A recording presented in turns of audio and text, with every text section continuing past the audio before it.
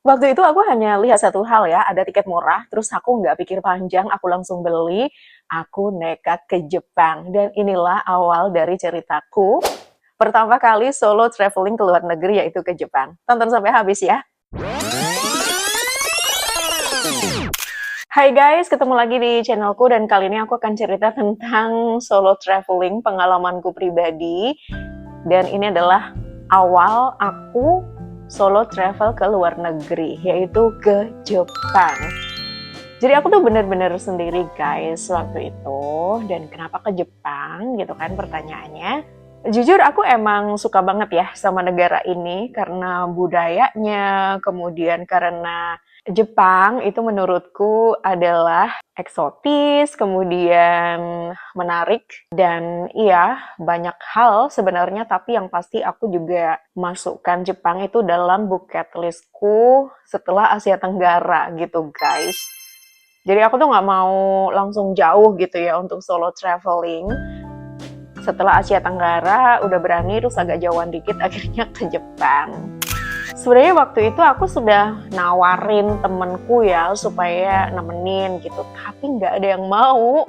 Sampai akhirnya aku berpikir, ya kalau aku nunggu-nunggu gitu ya, mau sampai kapan? Terus bisa-bisa nanti aku nggak jadi ke Jepang. Terus akhirnya suatu saat aku ketemu orang Garuda guys. Dan aku tuh memang ya bercita-cita pengen ke luar negeri tuh pakai pesawat Indonesia. Dan di sini marketing Garuda itu bilang kalau ada promo. Pas aku cek jadwalnya itu tuh bulan April gitu ya. Jadi aku tuh masih dapat sisa-sisa Sakura gitu ya. Jadi aku pikir oke lah ya gitu. Terus aku booking deh itu tiket tanpa aku tuh berpikir dulu loh guys sebelumnya ntar bakal gimana dan lain sebagainya gitu ya. Akhirnya aku beli tiket waktu itu harganya 5,1 juta dan itu sudah PP. Terus akhirnya ya udah aku berangkat gitu ya. Menurutku waktu itu karena belum banyak juga ya tiket war dan lain sebagainya sudah cukup murah, apalagi pakai pesawat Indonesia ke luar negeri gitu kan. Terus akhirnya sebelum berangkat tuh aku mikir, aduh aku tuh bakal berani nggak sih karena aku tuh bener-bener sendirian guys. Nah, apa yang selanjutnya aku lakukan? Aku tuh kayak riset kecil-kecilan gitu ya, nyari info di internet, nanti di Jepang tuh kayak gimana dan lain sebagainya, transportasinya pakai apa. Dan aku sudah browsing beberapa penginapan gitu ya melalui Airbnb. Waktu itu tuh aku sebenarnya agak worry ya guys, karena ini gimana ya, aku sendirian, aku berani nggak ya pakai Airbnb gitu. Terus akhirnya aku nanya-nanya kan ke temenku yang lain, dikasih tahu kalau nggak apa-apa kok asal kamu baca reviewnya gitu. Terus akhirnya aku carilah beberapa tempat nginep yang murah gitu. Aku nggak mau mahal tentu saja. Dan saat itu aku tuh inget kalau aku punya temen, dia lagi ngambil S2 di Jepang. Terus aku inbox lah dia. Ternyata alhamdulillah guys, dia tuh masih di Jepang. Terus dia nanya, kamu mau ke sini? Terus aku bilang, iya, kapan? Nanti bulan April. Oh ya udah kabar-kabarin. Oh my god, alhamdulillah aku akhirnya ada temen. Cuman guys, aku kan nggak mau terlalu mengharapkan orang ya, karena aku ngerti dia pasti sibuk dan lain sebagainya. Terus dia juga nggak bebas mungkin ya. Aku juga nggak tahu karena aku tuh dadakan gitu kan. Jadi aku juga nggak mau lah bergantung sama dia. Terus akhirnya udahlah gitu kan. Aku udah booking Airbnb dan lain sebagainya. Aku juga nanya ke temanku ini, kalau Airbnb gimana? Terus dia bilang oke kok, nggak ada masalah gitu. Terus aku tuh browsing ya, Airbnb-nya tuh lokasinya strategis dan lain sebagainya. Akhirnya aku booking, kayaknya tuh ya aku tuh lupa-lupa ingat ya, tapi guys itu tuh murah banget. Jadi semalam tuh cuma 300.000. Dan aku dapat kamar sendiri meskipun sangat kecil. Dan itu tempat tidurnya tuh di bawah dan hanya ada satu lemari gitu ya untuk tempat koperku. Terus kita kamar mandinya tuh sharing, tapi kita juga ada kitchen. So kalau kamu mau masak dan lain sebagainya itu sangat bisa di situ. Oke ya guys, terus akhirnya singkat cerita aku terbanglah dari Semarang. Aku transit di Bali karena ada dua opsi sebenarnya, aku tuh mau transit di Bali apa di Jakarta gitu kan. Terus aku milih karena sekalian aku pas pulangnya tuh mau extend ke Bali gitu ya. Terus akhirnya aku lewat Bali. Terus akhirnya ya malam itu udahlah, finally aku terbang ke Jepang. Tapi waktu aku transit di Bali, temanku yang di Jepang itu ngechat, besok jam berapa landing? Terus aku bilang pagi jam 8 gitu. Terus dia, oke, di Narita atau di Haneda? Jadi ada 2 airport ya di sana. Terus aku bilang di Narita. Terus oke, I'll be there gitu. Hah, emang kamu mau jemput? Wow. Iyalah, dia bilang gitu. Oh my god. Oh my god. Jadi aku pikirnya, aku sama sekali nggak nyangka kalau aku tuh dijemput dia, guys. Terus akhirnya, oh my god, ya udah. Terus akhirnya aku dijemput dia pagi itu dan aku tuh seneng kayak nemu durian runtuh gitu loh. Ternyata oh aku nggak sendiri-sendiri banget dan aku dijemput dia. Pagi itu aku keluar airport dari Narita, dia udah ada dong di ruang tunggu.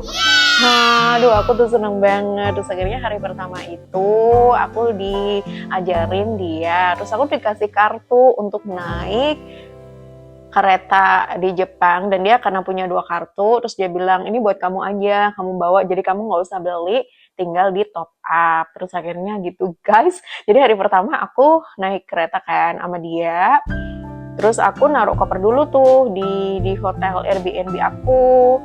Nah, habis dari situ aku langsung jalan sama dia. Tapi ada kasus guys, waktu aku nyampe di kamarku itu aku lihat kayak nggak bersih gitu loh. Terus temanku nyaranin, kamu bilang aja sama si ownernya kalau kamarmu kotor, minta diganti gitu. Oh oke. Terus akhirnya aku email. Jadi waktu aku nginep di Airbnb itu guys, aku nggak pernah ketemu sama si owner. Jadi semua komunikasi itu lewat email dari aku ke owner. Jadi termasuk dia itu naruh kuncinya di mana dan lain sebagainya itu kita melalui email. Terus akhirnya aku email, aku bilang kalau kamarku tuh kotor, terus ini bagaimana sebaiknya.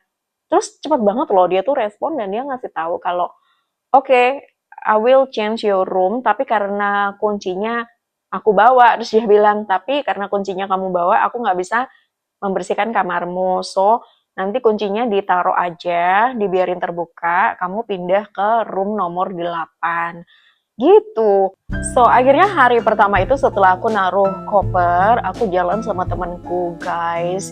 Kita ada di seputaran hotel, itu aku pergi ke Kuil Meiji, terus kemudian ke Akihabara, dan beberapa lokasi yang lain. Nah, disitulah kejadiannya guys. Jadi sore itu ya waktu aku mungkin udah capek atau gimana, tapi sebelum kami pergi itu sebenarnya aku udah makan siang gitu kan sama temanku. Nah, makan siangku itu di Jepang adalah di Yoshinoya. Karena kalau di Jepang itu kan Yoshinoya kayak warteg gitu ya. Jadi murah, kemudian banyak varian dan gampang di mana-mana. Jadi aku senang banget makan di situ dan karena juga banyak sayurnya dan aku bisa milih yang ikan gitu. Jadi halal. Nah, terus pas udah pulang gitu ya, mau balik ke hotel, ternyata temanku ngeliat kok kamu pucat gitu. Aku tuh awalnya nggak ngerasa guys, tapi aku tuh ngerasa agak keliengan, agak pusing gitu kan. Terus aku bilang sama temanku, iya nih aku kok kayaknya agak pusing ya.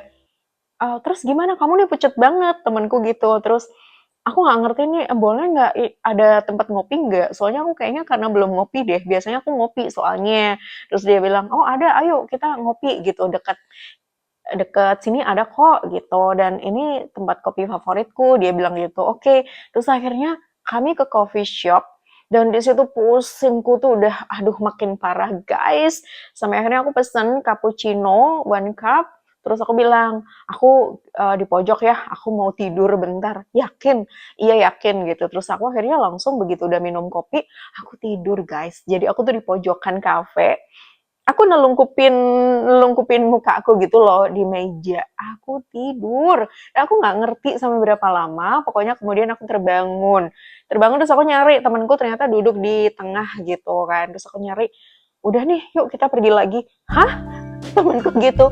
Serius udah gitu.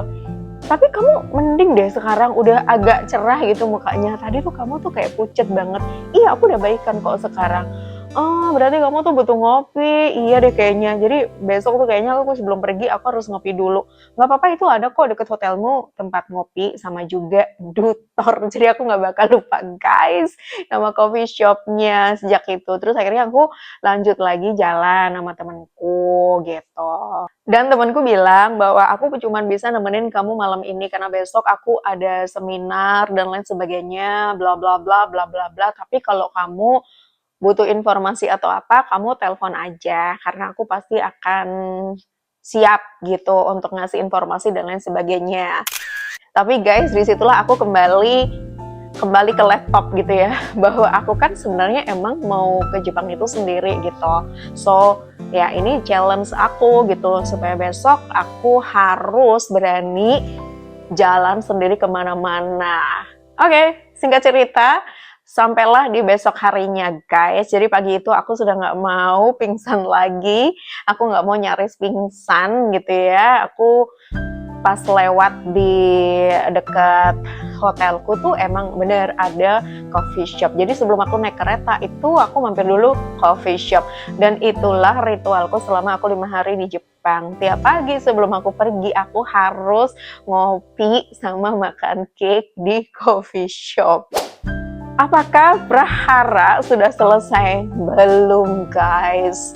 Waktu itu tuh traveling belum zaman seperti sekarang ya, yang kayak udah jamak banget gitu loh. Waktu itu aku nggak prepare kamera, nggak prepare handphone dan lain sebagainya. Aku tuh waktu itu iPhone-ku tuh iPhone 4 deh kayaknya, dan itu lowbat.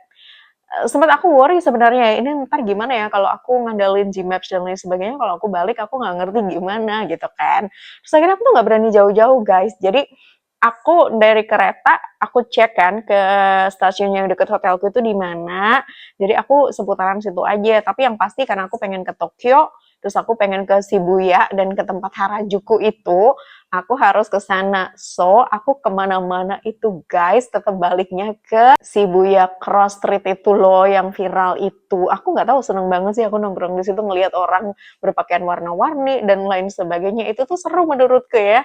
Jadi tiap sore gitu ya menjelang petang setelah aku muter-muter, aku tuh selalu balik ke situ karena kan keretanya ngelewatin ya. Aku lewat ke situ, aku turun dulu, terus aku nongkrong sampai petang, terus aku baru balik deh. Dan beberapa tempat di Jepang yang sempat aku kunjungin tuh beberapa istana, kemudian kuil-kuil, juga nge-mall.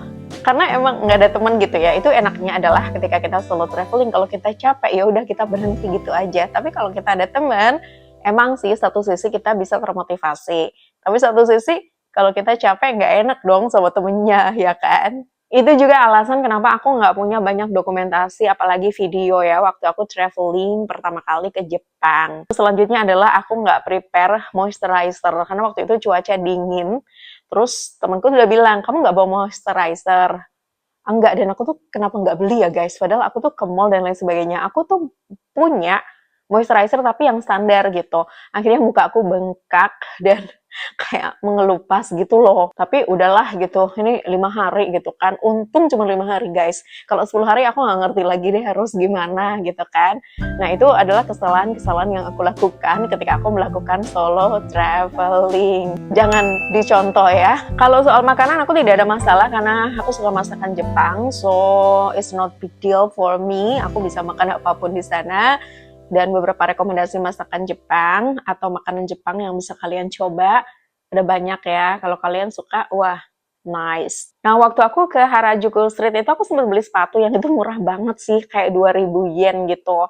Dan itu aku seneng karena bentuknya, karena sepatu kayak putih, dan itu made in Jepang, dan itu nggak mahal gitu, dan aku pakai kemana-mana pas aku pulang ke Indonesia. Oh ya guys, di sini tuh seru ya, banyak koper-koper bekas gitu dibuang di depan hotel dan itu boleh dipakai, termasuk payung. Itu banyak juga disediain di hotel, tapi orang Jepang itu kan menjunjung tinggi kultur, jujur dan lain sebagainya ya.